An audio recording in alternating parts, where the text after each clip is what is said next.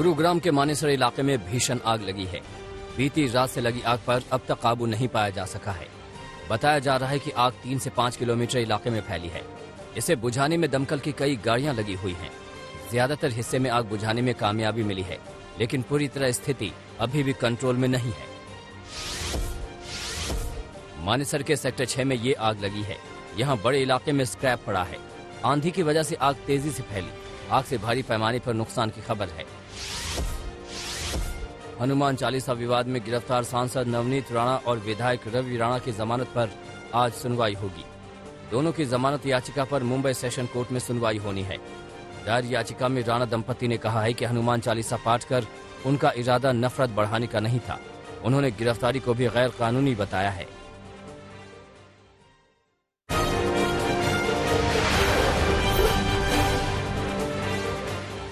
हनुमान चालीसा पर मचे घमासान के बीच महाराष्ट्र के मुख्यमंत्री उद्धव ठाकरे का बड़ा बयान सामने आया है।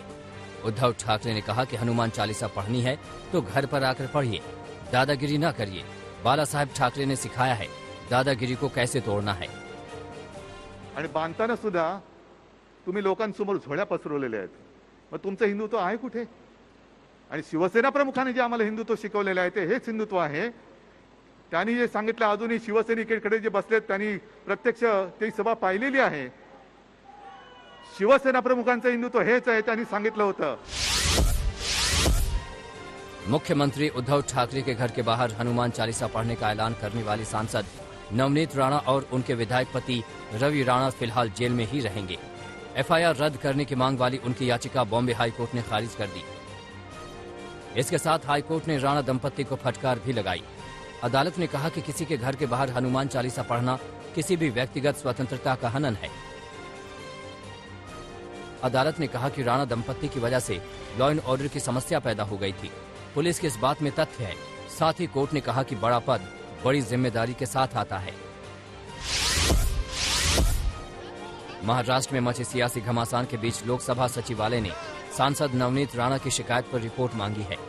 नवनीत राणा ने लोकसभा स्पीकर ओम बिरला को चिट्ठी लिखकर अपने साथ मुंबई के खार पुलिस स्टेशन में दुर्व्यवहार की शिकायत की थी। चिट्ठी में नवनीत राणा ने कई गंभीर आरोप लगाए थे। उन्होंने लिखा था कि 23 अप्रैल को मुझे खार पुलिस स्टेशन ले जाया गया। पूरी रात मैंने पुलिस स्टेशन में बिताई। मैंने पुलिस वालों से पानी मांगा, लेकिन मुझे पानी तक नहीं दिया गया। इसके साथ नवनीत राणा ने पुलिस वालों पर जाति सूचक टिप्पणी करने का भी आरोप लगाया। सांसद नवनीत राणा के आरोपों को लेकर बीजेपी ने भी उद्धव ठाकरे सरकार पर हमला बोला। पूर्व मुख्यमंत्री देवेंद्र फडणवीस ने कहा है कि इससे पहले हमने कभी नहीं देखा कि बदले की भावना से इस तरह की कार्रवाई की गई हो। महाराष्ट्र में अहंकारी लोग सत्ता में हैं। ये लोग लोकतंत्र को कुचलने का काम कर रहे हैं। देवेंद्र फडणवीस ने कहा है कि मैं ऐसे लोगों को चेतावनी देता हूं कि हम डरते नहीं हैं, हम संघर्ष करेंगे।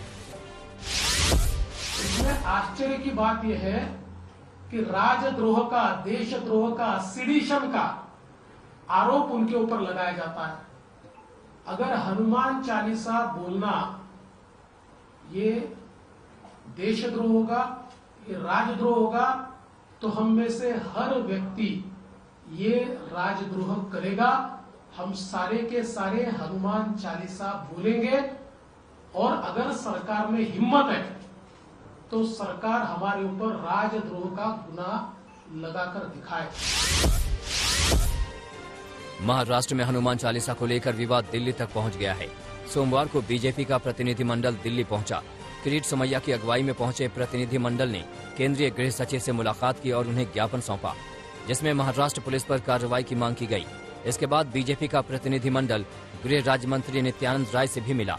मुलाकात के बाद किरीट सोमैया ने कहा कि गृह राज्य मंत्री ने शिकायत पर उचित कार्रवाई का भरोसा दिया है।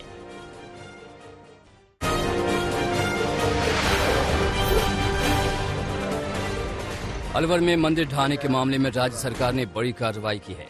राजगढ़ एसडीएम केशव कुमार मीणा को सस्पेंड कर दिया है। इसके अलावा नगर पालिका के चेयरमैन और यहां के अधिकारी को भी सस्पेंड कर दिया है। नगर पालिका ने ही प्रस्ताव पास करके मंदिर को ढहाने की कार्रवाई को अंजाम दिया था। बीजेपी इसको मुद्दा बना रही है। कई दिनों से मंदिर ढहाने के मामले में बीजेपी और कांग्रेस एक दूसरे पर आरोप लगा रहे हैं। राष्ट्रीय जनता दल सुप्रीमो लालू प्रसाद यादव के बेटे तेज प्रताप पार्टी से इस्तीफा देंगे।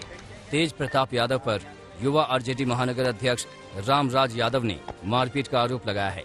उनका कहना है कि तेज प्रताप यादव ने उनके साथ मारपीट की है। तेज प्रताप ने सफाई देते हुए कहा कि वो हमेशा पार्टी के कार्यकर्ताओं का सम्मान करते हैं।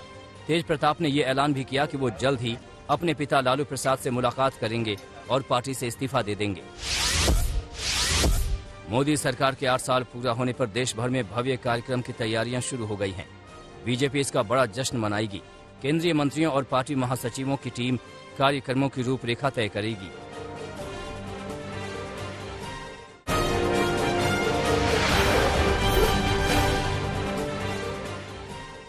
समाजवादी पार्टी के अध्यक्ष अखिलेश यादव से आजम खान की नाराजगी अब खुलकर सामने आ गई है। सोमवार को कांग्रेस नेता प्रमोद कृष्णम ने सीतापुर की जेल में आजम खान से मुलाकात की। मुलाकात के बाद कांग्रेस नेता ने दावा किया कि आजम खान समाजवादी पार्टी से बेहद नाराज हैं। वो एसपी के किसी नेता से मिलना नहीं चाहते। समाजवादी पार्टी के नेताओं की शक्ल भी नहीं देखना चाहते। प्रमोद कृष्णम ने कहा है कि आजम खान को अपनी पार्टी से बहुत उम्मीद थी, लेकिन अब वो काफी नाराज हैं। आजम खान साहब पर जब ये संकट आया, ये मुसीबत आई, तो उन्हें उम्मीद थी कि समाजवादी पार्टी उनका साथ देगी,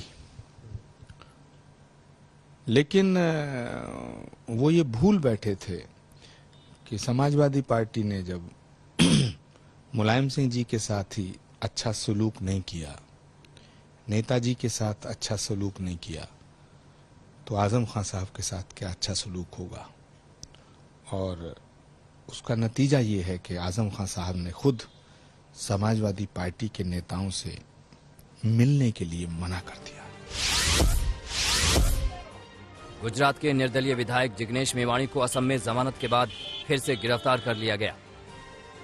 पिछले हफ्ते जिग्नेश मेवाणी की गिरफ्तारी हुई थी और सोमवार को कोर्ट ने उन्हें जमानत दे दी, लेकिन कुछ समय बाद महिला पुलिस अधिकारी से बदसलूकी के मामले में असम पुलिस ने जिग्नेश मेवाणी को दोबारा गिरफ्तार कर लिया। सूचना एवं प्रसारण मंत्रालय ने देश की सुरक्षा, विदेश संबंधों और सार्वजनिक व्यवस्था से संबंधित दुष्प्रचार फैलाने वाले 16 यूट्यूब चैनलों को ब्लॉक कर दिया है। इनमें 10 चैनल भारतीय और 6 पाकिस्तान बेस्ड थे। मंत्रालय का कहना है कि ये सभी यूट्यूब चैनल भारत में दहशत पैदा करने, सांप्रदायिक विद्वेष भड़काने और सार्वजनिक व्यवस्था को बिगाड़ने के लिए झूठी और गलत जानकारी फैला रहे थे। ये पहली बार नहीं है जब देश की सुरक्षा के लिए खतरा बताते हुए सरकार ने यूट्यूब चैनलों को ब्लॉक किया है। कुछ दिन पहले ही 22 यूट्यूब चैनलों को ब्लॉक किया गया था। अडानी समूह के चेयरमैन गौतम अडानी दुनिया के सबसे अमीर लोगों की लिस्ट में 5वें स्थान पर पहुंच गए हैं। फोर्ब्स की लिस्ट में अडानी की कुल नेटवर्थ 123.1 अरब डॉलर आंकी गई है। उन्होंने वॉरेन बफेट को पीछे छोड़ते हुए ये जगह हासिल की।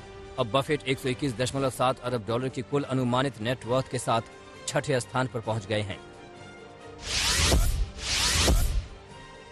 दिल्ली से सटे नोएडा में कोरोना के केस तेजी से बढ़ रहे हैं। बीते 24 घंटे में नोएडा में कोरोना के 120 नए केस सामने आए। चिंता की बात यह है कि नए संक्रमितों में 23 बच्चे भी शामिल हैं। इसके साथ नोएडा में कोरोना के एक्टिव केस बढ़कर 700 से ज्यादा हो गए हैं।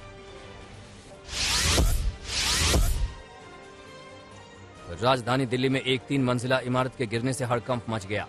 दिल्ली के सत्य निकेतन में एक इमारत उस वक्त भरभरा कर गिर गई जब उसके रेनोवेशन का काम चल रहा था। ये इमारत 3 मंजिला थी। बताया जा रहा है कि जिस वक्त ये इमारत गिरी उस वक्त कुछ मजदूर मौके पर काम कर रहे थे। जानकारी के मुताबिक मलबे में दबे मजदूरों को निकालकर अस्पताल में भर्ती कराया गया, जिनमें से 2 मजदूरों की मौत हो गई।